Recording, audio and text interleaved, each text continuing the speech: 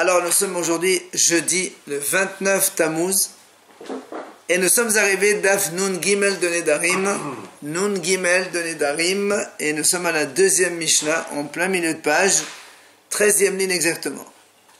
Matnitin, la Mishnah a dit Hanoder min hayayin mutar biyen tapohim.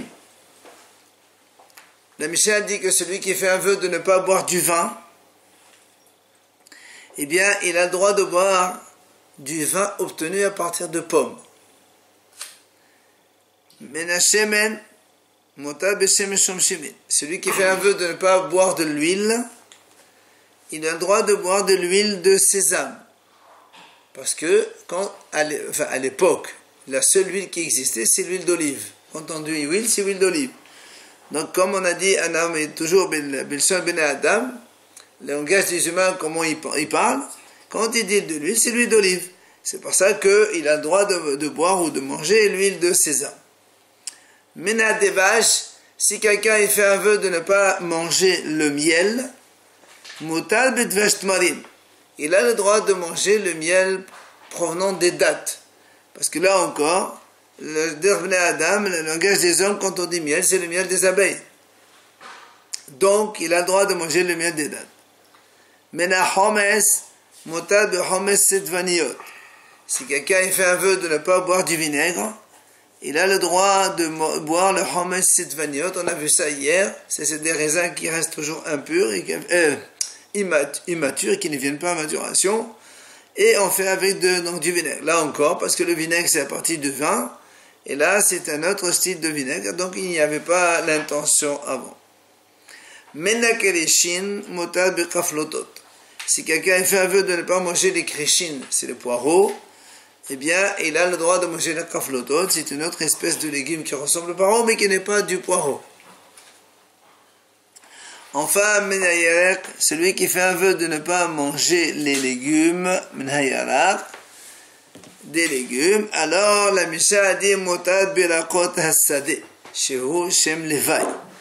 Il a le droit de manger les légumes des champs. Alors, quand on parle de légumes en général, c'est ce qu'on plante dans un potager. D'accord? C'est pour ça, c'est le sens simple. Légumes, c'est légumes d'un potager. Donc c'est pour ça que la Mishnah a dit, quand un homme il fait un vœu de ne pas manger les légumes, il a le droit de manger les légumes des champs. Et la Mishnah explique pourquoi. Elle dit parce que chez vous, shem levai. C'est-à-dire que quand on dit légumes des champs, c'est un nom d'accompagnement. Quand on dit légumes tout seul, c'est légumes. Donc ça n'entre pas là-dedans les légumes des champs. Ou tout autre nom composé, d'accord, il ne fait pas partie de son vœu. C'est pour ça qu'il est permis. Légumes pas des champs, c'est quoi? Légumes pas des champs? Non, parce que ça veut dire que quand on dit légumes en général, c'est légumes qu'on plante. Légumes, c'est légumes. Mais légumes des champs, c'est non, dans les champs on ne plante pas les légumes sont dans un potager. Alors si tu mets donc si on dit légumes des champs, ça veut dire qu'il y a des choses spéciales dans les champs. Et donc ceux-là, ils ne sont pas inclus. Gmara, la Gmara dit Tania hanoder min hashemen be'eretz Israël מותר בשמן שומשימין ואסור בשמן זית. ובבבל אסור בשמן שומשימין ומותר בשמן זית. מקום שמסתפקים מזה ומזה, אסור בזה ובזה. La Brenta dit comme ça. Si quelqu'un il fait un vœu de ne pas consommer de l'huile, alors il dit, la Brenta a deux situations. Si il est en Israël, eh bien, il a le droit de consommer l'huile de sésame. Mais il n'a pas le droit de consommer l'huile d'olive. Pourquoi? Parce qu'en Israël, l'huile usée, enfin l'huile qu'on utilise, c'est l'huile d'olive. Donc un habitant en Israël qui dit « je fais un vœu de ne pas consommer l'huile », pour lui c'est l'huile d'olive.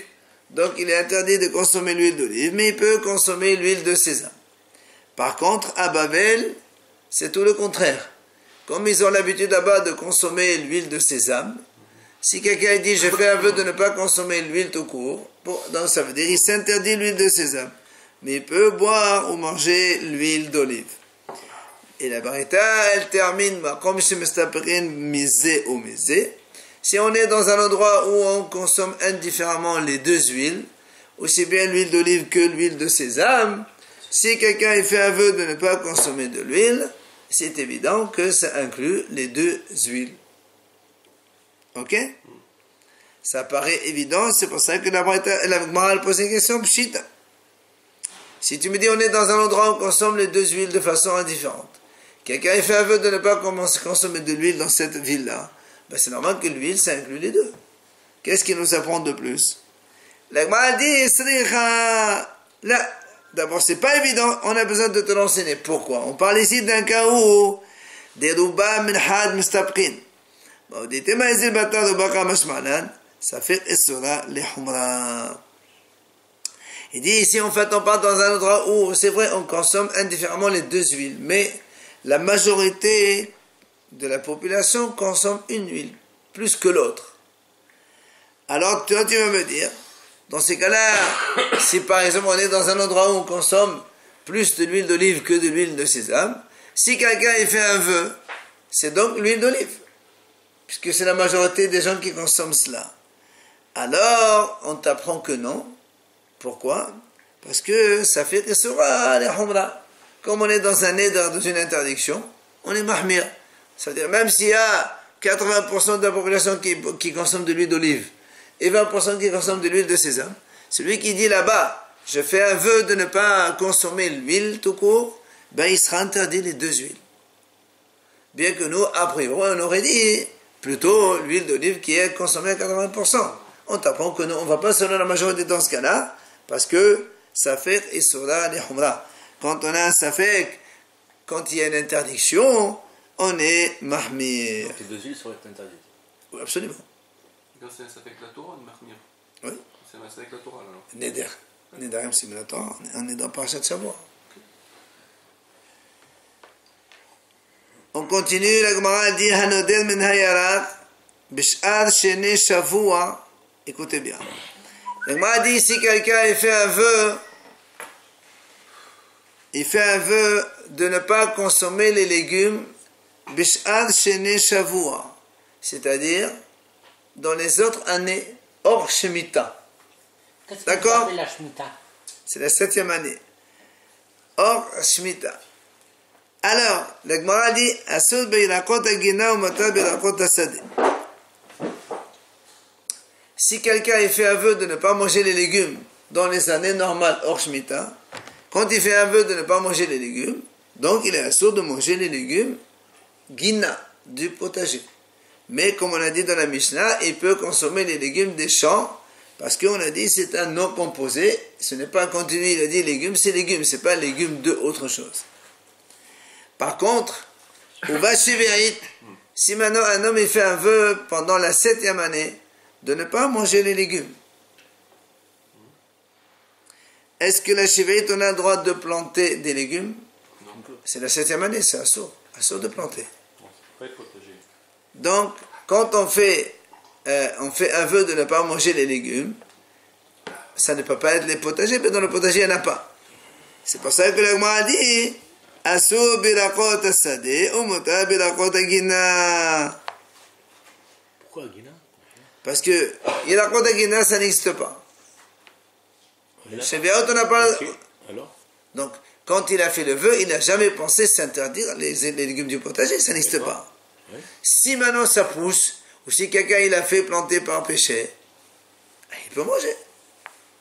Donc quand quelqu'un, pendant la 7e année, il fait un vœu de ne pas manger les légumes, ça veut dire son intention, elle est sur quoi? C'est pas sur les légumes du potager, c'est les légumes des champs. C'est pour ça qu'on dit, il est interdit dans les légumes des champs. Mais il peut manger les légumes du potager. Ça c'est donc les deux cas selon qu'on se trouve dans la 7e année ou bien hors 7e année. Amar Rabbi Abaou, Mishum Rabbi Hanina ben Gamliel. Il a dit donc Rabbi Abaou au nom de Rabbi Hanina ben Gamliel. Lo shanu ella b'makom she'en mevi'in rak mechutz la'aretz. Aval b'makom she'en mevi'in rak mechutz la'aretz. La'aretz asur.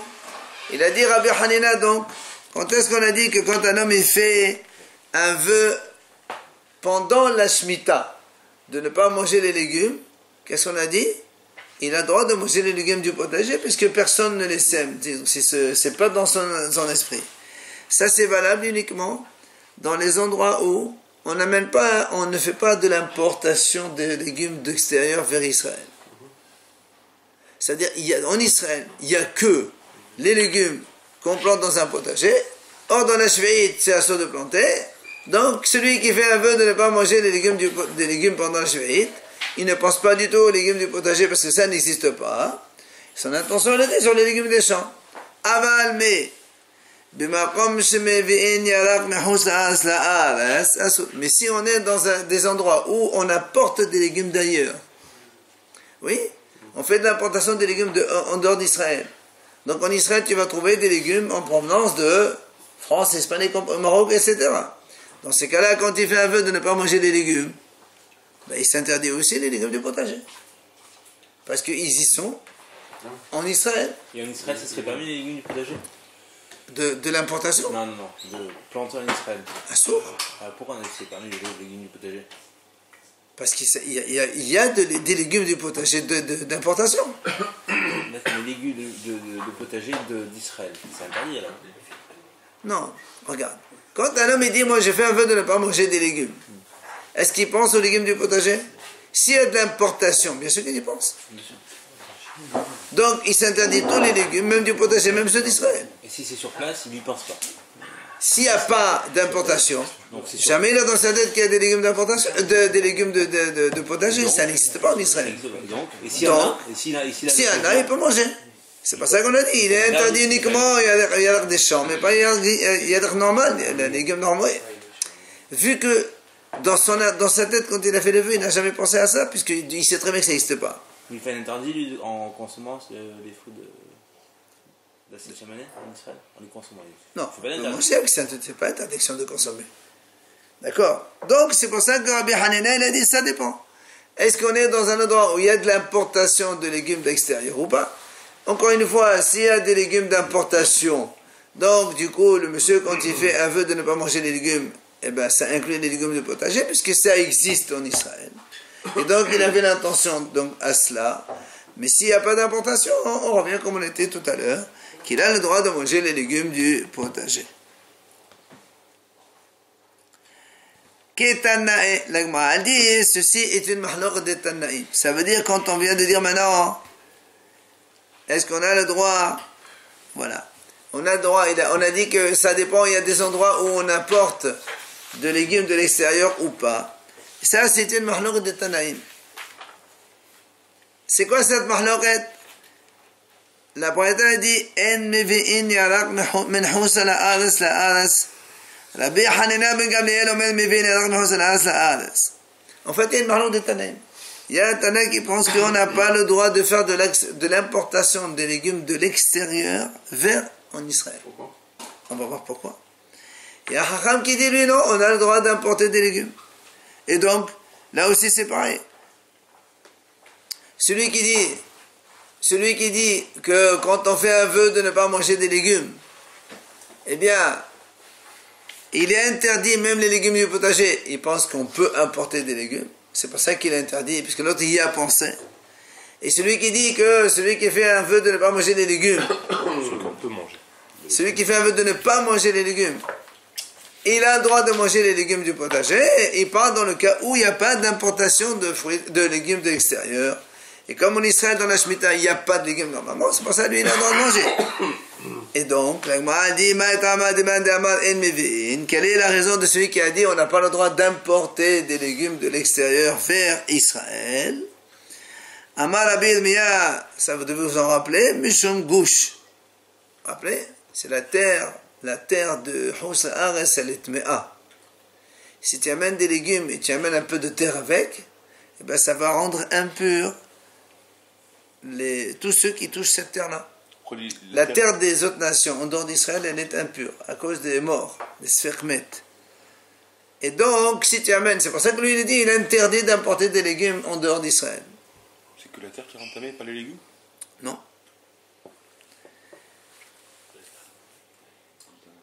Maintenant, une nouvelle Mishnah. Min hakeruv asud bespargos. Mena espargos, muta bekrouv. Si quelqu'un il fait un vœu de ne pas manger le krouv, le chou, eh bien, il est aussi interdit de manger le espargos. Espargos, il dit Rashi, ça fait partie des choux. C'est une espèce qui est donc fait partie des choux. Non, c'est pas l'asperge. Non, pas du tout. Maintenant, si quelqu'un il fait un vœu de ne pas manger de espargos, muta bekrouv. Il a le droit de manger le krouv, le chou. Pourquoi? Parce que le chou ne fait pas partie de l'espargos. L'espargos c'est une espèce de chou, mais le chou ce n'est pas une espèce d'espargos. Donc quand il fait un vœu de ne pas manger l'espargos, il a le droit de manger le chou. Deuxième situation, menagrisin asur b'mirpa, c'est matir.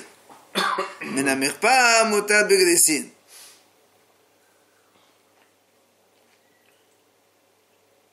Alors, si quelqu'un fait un vœu de ne pas manger les grissim, grissim, c'est les fèves concassées. Si un homme fait un vœu de ne pas manger les fèves concassées, donc c'est sûr qu'il n'a pas le droit de manger les fèves concassées, mais assour b'mirpa, ça veut dire que même un repas que l'on fait à partir de fèves concassées, il est aussi assour. Alors que Rabbi Yossi, lui, il est matir. Rabbi Yossi, il permet, il dit même, si un homme il fait un vœu de ne pas manger des fèves concassées, il a le droit de manger un repas fait à partir de fèves concassées. Selon lui, hein? Comme ça, du vin d'hier, non? Non, c'est pas une question de vin, c'est que pour lui, fèves concassées, c'est fèves concassées. Et ce qu'on appelle mirpa, on n'appelle pas fèves concassées, on appelle mirpa. Donc lui, dans son... C'est enfin une question de langage, en fait. Comment les gens s'exprimaient à l'époque. Quand on dit fèves concassées, c'est quoi? C'est fèves concassées. Non, mais c'est quoi déjà? C'est comment déjà? Des fèves, tu prends des fèves, tu concasses. Il y a des fèves, on coupe en un petit morceau. Ah, ok. Ça existe, hein. Alors, maintenant, minamirpa, si quelqu'un, évidemment, il fait un vœu de ne pas manger... Pardon, Rabbi Yossi matir. Attention, on a dit que Rabbi Yossi permet, comme on a dit nous, que c'est un langage différent. Maintenant, si quelqu'un il fait un aide de ne pas manger le mirpa, mirpa c'est donc tafshir sur les grissim, c'est un repas de grissim comme on l'a dit, mutar de grissim, il a le droit de manger les grissim, les fèves concassées tout seul. Mina mirpa asur bashum, Rabbi Yossi matir, mina shum mutar b'mirpa. Si quelqu'un il fait un vœu de ne pas manger mirpa, c'est ce qu'on a dit maintenant. En fait, mirpa c'est un repas que l'on fait à partir donc de grissim. Alors il dit, il n'a pas le droit de manger l'ail. Il dit pourquoi? Parce que pour lui, tout ce qui est mirpa, en fait, c'est un mot qui représente tous les repas faits à partir d'autres choses. Donc ça donne une certaine consistance à la chose. Donc pour lui, mirpa, c'est même l'ail aussi, c'est assour. Alors que Rabbi Yossi dit non, il a dit Rabbi Yossi, mirpa, c'est mirpa, shum, c'est shum, grissim, c'est deux choses différentes. Et d'ailleurs, Minashum, celui qui fait un vœu de ne pas manger l'ail, il peut manger le repas fait à partir d'ail. Mena Adashim, ça on a vu ça hier ou avant-hier. Mena Adashim, Asur Ba'ashishim, Rabbi Yossi Matir. Si on fait quelqu'un fait un vœu de ne pas manger des lentilles, oui, on a dit Asur Ba'ashishim. Il n'a pas le droit non plus de manger le pain fait à partir de farine de lentilles, ou bien on a dit que c'est des lentilles qu'on a moulues, qu'on a fait avec donc des choses mielées. Quoi qu'il en soit, ça fait partie de Hadashim selon Tanakama. Et Rabbi Yossi lui dit non, matir, parce que selon Rabbi Yossi, les lentilles c'est un, et le repas fait à partir de lentilles, enfin à partir de poudre de lentilles, de farine de lentilles, c'est deux choses différentes. Menah ha'ashishim mutar ba'adashim. Si quelqu'un fait un vœu de ne pas manger la farine de lentilles, oui, alors il peut manger des lentilles toutes seules. Hita hitin shani to'em asud bahen ben kemah ben apat. Si quelqu'un dit hita hitin, hita c'est du blé, hitin aussi c'est du blé. La seule différence c'est que quand on dit hita en général, quand on dit hita, le blé, ça veut dire que c'est quelque chose qui est cuit. Hitin, ce sont des grains de blé. D'accord? C'est pour ça que quand il dit les deux, Quand un homme dit hita hitin shani to'im, il fait un vœu de ne pas manger ni hita ni hitin, alors il a assour bahen, il n'a pas le droit de manger ni qemah ni farine de blé, ni apat ni pain à partir de blé. Gadis grisin shani to'im. Là encore une fois, quand un homme dit gadis grisin, le mot gadis, ça veut dire un repas cuit. Grisin, ça veut dire les fèves concassées. Et là aussi, on a dit assour ben hayim ben mevushalim. Qu'il soit cru ou cuit, c'est assour tous les deux. Puisque glycine, c'est les fèves concassées normalement crues. Et gadis, c'est un repas fait à partir de fèves concassées, donc ça c'est cuit. Donc il a interdit les deux. Rabbi Yehuda Omer, Konam gadis ou hita shani to'im mutal lakos hayim.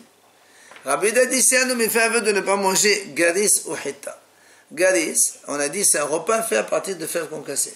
Hita, c'est un repas fait à partir de farine de blé. Alors Rabbi Yehuda dit, quand un homme il fait un vœu de cette sorte-là, mutal lakos hayim, il a le droit de croquer des graines de blé ou des graines de fèves. Parce qu'il a dit, gadis, c'est le repas de fèves, c'est pas les graines crues. Et hita, oui monsieur. Oui, mais il s'est interdit la fève en entier. Non, il ne s'est pas interdit la fève, il s'est interdit le repas de fève, pas la fève. Ou encore hita, il s'est interdit le repas de blé, pas les graines de blé, s'il veut les croquer. La Gemara nous ramène ici, donc Rabbi Shimon ben Gamliel il dit hita shani to'em asur le'efod u'mutal lachus. Hitim shani to'em asur lachus u'mutal le'efod. Ça c'est facile, il dit comme ça. Si un homme dit hita shani to'em, quand il dit le blé que je goûte, c'est-à-dire, on a dit tout à l'heure que hita, ça fait allusion à la cuisson de blé. Alors il dit assour les efforts. Il n'a pas le droit de cuire le blé, mais par contre, motalagos, il peut prendre des graines de blé et les croquer, c'est pas un problème, parce que le mot hita, ça inclut que la cuisson, pas les graines de blé elles-mêmes nature. Et par contre, hitim shanetom, si un homme dit le contraire, des graines de blé que je ne goûte pas, le mot hitim au pluriel, ça signifie graines de blé. Alors dans ces cas-là, c'est assour de manger les graines de blé, donc les croquer, mais motal faute. Il a le droit de faire cuire la farine, le blé pour faire un repas n'importe quel. Si maintenant il dit hita hitin shani to'im, s'il dit donc hita les deux, donc il s'interdit tout. Comme on a dit, assour ben lachos ben l'efot, que ce soit pour croquer ou pour cuire, tout est interdit. On fait la même distinction avec galis, c'est-à-dire donc les fèves concassées. Galis, on a dit, c'est le repas à partir de fèves concassées. Si un homme dit galis, il fait un vœu de ne pas manger galis, asso, les vachel ou motalakos, c'est-à-dire il n'a pas le droit de faire cuire les fèves, mais il peut les manger crues, les croquer. Si par contre il dit glycine, shani to'em, asso, lakos ou motalakos, donc s'il dit glycine, dans ces cas-là c'est asso de les croquer, mais c'est motard de faire cuire pour les manger en repas. Maintenant s'il dit galis, glycine, shani to'em, asso, ben vachel, ben lachos. Les faire cuisiner. Ouais. Et si un homme dit donc gadis glycine, les deux il emploie les deux termes, donc ça inclut les deux modes, aussi bien cru que cuit, et donc il est interdit les deux modes de consommation. Et on va passer à la Mishnah suivante. Hanoder min hayarak mutar badeloin v'Rabbi Akiva oser. Quelqu'un il fait un vœu, la Mishnah dit comme ça. Un homme il fait un vœu de ne pas manger des légumes. La Mishnah dit il peut manger des courges. Et pourtant. Hein? Et pourtant une courge c'est un légume. Alors lui, si vous voulez, ce qu'on appelle courge, enfin ce qu'on appelle plutôt yarak, légumes, c'est tout ce qui est les vrais légumes, les herbes quoi, le chou, le persil, tout ça. Voilà. Mais pour lui, la courge, c'est pas un légume. Alors que Rabbi Akiva aussi, Rabbi Akiva, il dit non, c'est la même chose, la courge, ça fait partie des légumes. C'est Rabbi Akiva. Amrolo, le Rabbi Akiva. On l'a vu dans la Mishnah, ça. Quelle Mishnah? Dans la Mishnah de Brachot, on donne différents noms selon les légumes. Oui, mais là, on parle de légumes et de déloïm. Non, on n'a pas il y a des ça, c'est pas différences. de Brachot, ça. Ça, non, ici on fait la différence entre yarat, légumes, et les courges. Quoi qu'il en soit, Amno de Rabbi Akiva, le Hachamim ont dit Rabbi Akiva, ils ont dit, Bahalo, mais la dame le Shaqah, les Yalak, et Omer le Masad de la Deloïn. Ils ont dit Rabbi Akiva, comment tu dis que les Deloïn, ça fait partie des légumes? Pourtant, nous, on sait, c'est marqué que quelqu'un, il peut demander à son chalier, va m'acheter des légumes. Lui, il revient, il n'achète pas les légumes. Il lui dit, mais j'ai trouvé que des courges. Ça veut dire quoi? C'est pas des légumes. Ça veut dire que c'est pas des légumes. Alors comment toi tu dis que celui qui fait un vœu des légumes, il est interdit les courges? Ça n'a rien à voir. Oui ou non? Amalahem kenadama. Rabbi Akiva dit, mais bien sûr, ça conforte ce que je dis moi. Pourquoi? Il a dit, qu'est-ce que vous voulez qu'ils disent? Je n'ai pas trouvé des féculents. Ça veut dire, si moi je te vois acheter des légumes, tu vas pas me dire, oui, j'ai pas trouvé les légumes, j'ai trouvé des féculents. Ben, ça n'a rien à voir, moi je te vois pour les légumes, par les féculents. Si tu me dis, je te vois acheter des légumes, et tu reviens, tu me dis, j'ai pas trouvé ça, ça veut dire que ça c'est des légumes. Et je l'ai pas trouvé. C'est ce qu'il lui dit. Et là, donc tu vois bien que c'est parce que les courges, ça fait partie des légumes. C'est pour ça que quand tu envoies quelqu'un, tu vas acheter des légumes, il te dit, moi j'ai pas trouvé la courge, donc ça fait partie des légumes. Mais les qitnit, les féculents, ça n'a rien à voir avec les légumes. Donc, tu vois bien, Rabbi Akiva, il soutient ce qu'il a dit, que quand un homme il fait un vœu de ne pas manger les légumes, il s'interdit aussi les courges. Enfin, la Mishnah termine. Ve'asur befol ha-misri lah u'motar bi'yavesh. Donc, toujours ce monsieur qui a fait un vœu de ne pas manger les légumes, eh bien, il n'a pas le droit de manger les fol ha-misri lah, donc les fèves égyptiennes qui sont tendres, parce que ça s'appelle des légumes. C'est comme on dit aujourd'hui les fèves vertes. Les fèves vertes, c'est comme des légumes. C'est pour ça que c'est assourd. Par contre, u'motar bi'yavesh, si tu achètes les fèves sèches, là, les dures, c'est pas des légumes, ça. Donc, c'est pour ça qu'il lui dit quand un homme, il fait un vœu de ne pas manger les légumes, alors, il a le droit de manger, c'est donc les fèves sèches. Il y a plein de distinctions qu'il pourrait faire des légumes qui ne sont pas mangeables. Hein? Oui, il englobe ça. Parce que non, les légumes en général, on sait ce que c'est légumes. Tout ce qui est, tout ce qui fait herbe, voilà. À la rigueur, les carottes, les navets, tout ça, ça fait verdure. Mais que la courge, ça n'a rien à voir. Enfin, ça n'a rien à voir. Selon, ça dépend. Il va dire c'est la même chose. Les fèves vertes. Oui, mais là aussi, les fèves vertes, c'est des légumes. Mais la courge, Ah, que les fèves. la terre, peut-être non, c'est pas pour ça. Hein? La courge, il n'y a pas le truc, après elle pousse en dehors de la terre, je crois, la courge, non? Et alors? Elle sort, c'est peut-être une différence par rapport aux légumes qui Et poussent dans la terre. et les fèves, elles poussent en dehors de la terre? Je sais pas comment ça pousse les fèves, je connais Ah, il faut apprendre. pas spécialiste. D'accord? Bon, je pense qu'on va s'arrêter. Vive le papier.